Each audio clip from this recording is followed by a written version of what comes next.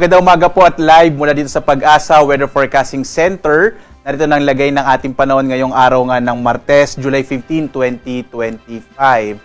At unahin muna po natin yung ating inilabas sa mga thunderstorm advisories, particular na nga dito sa may NCR, National Capital Region at mga karatig na rehiyon ng Southern Luzon at Central Luzon. So as of 3:45 AM nga po, may nilabas tayong thunderstorm advisory.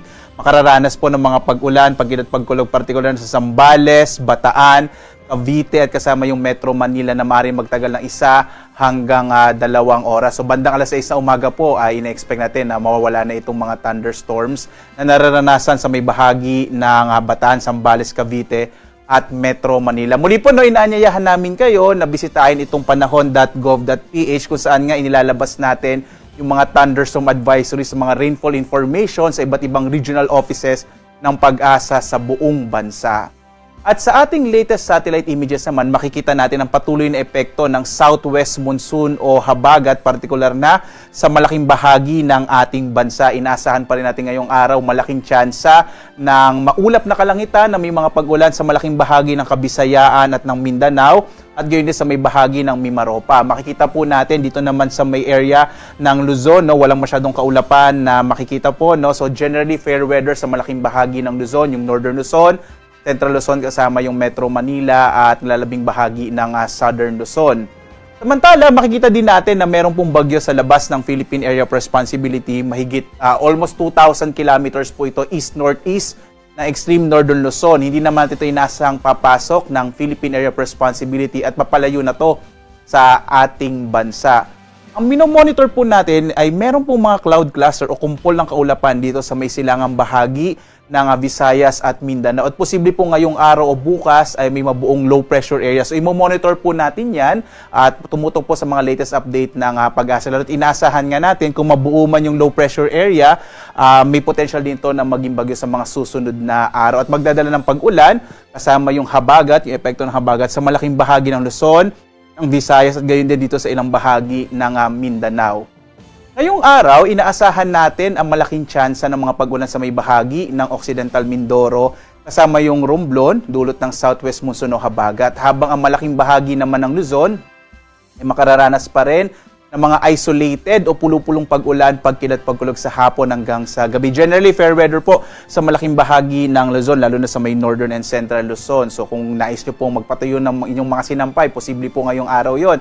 Maliban na lamang sa mga thunderstorms sa hapon hanggang sa gabi. Agwat na temperatura sa Lawag, 25 to 32 degrees Celsius. Sa Tuguegarao, 26 to 34 degrees Celsius. Sa Baguio naman, 17 to 24 degrees Celsius. Habang sa Metro Manila, 26 to 31 degrees Celsius. Sa Tagaytay, 23 to 30 degrees Celsius, habang sa Legazpi ay 27 to 32 degrees Celsius.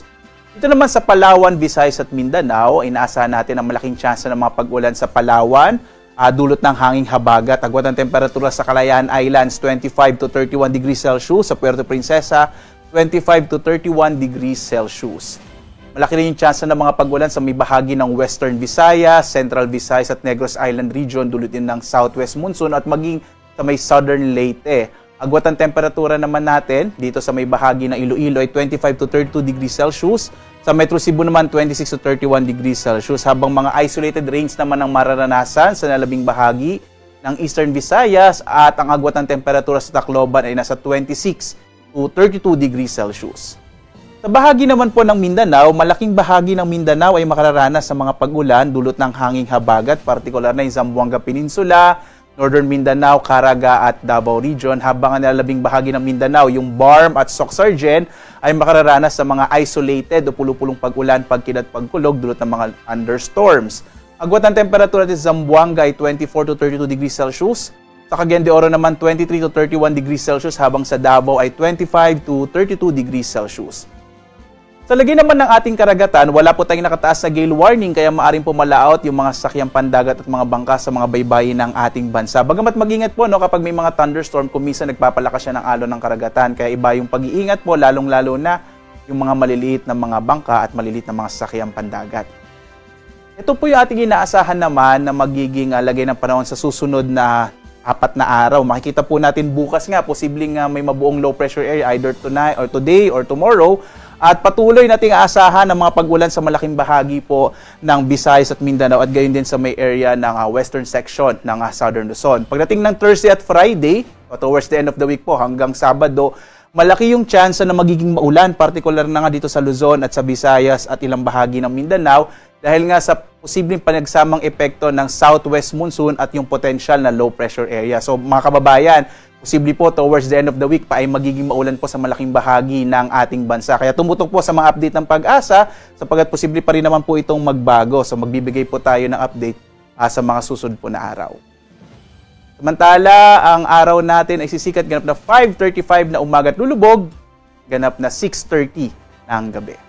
At muli po, sundan tayo sa ating iba't ibang mga social media platforms sa X, sa Facebook, sa YouTube at sa ating mga website pag-asa.doc.gov.ph at panahon.gov.ph para sa latest updates sa lagay ng ating panahon at ng ating klima. Lalo nga, may tayo minomonitor na cloud cluster na posibleng magkaroon ng low pressure area within the day or tomorrow. At live na nagbibigay update mula dito sa Pag-asa Weather Forecasting Center. Ako naman si Obet Badrina. Maghanda po tayo lagi para sa ligtas sa Pilipinas. Maraming salamat po. Have a blessed Tuesday. Inyong lahat.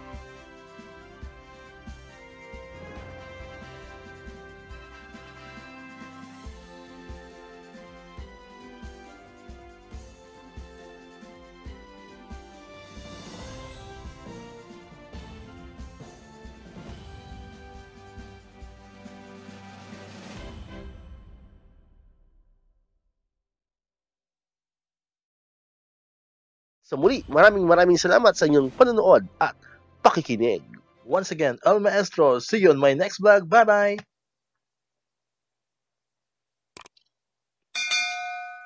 1, 2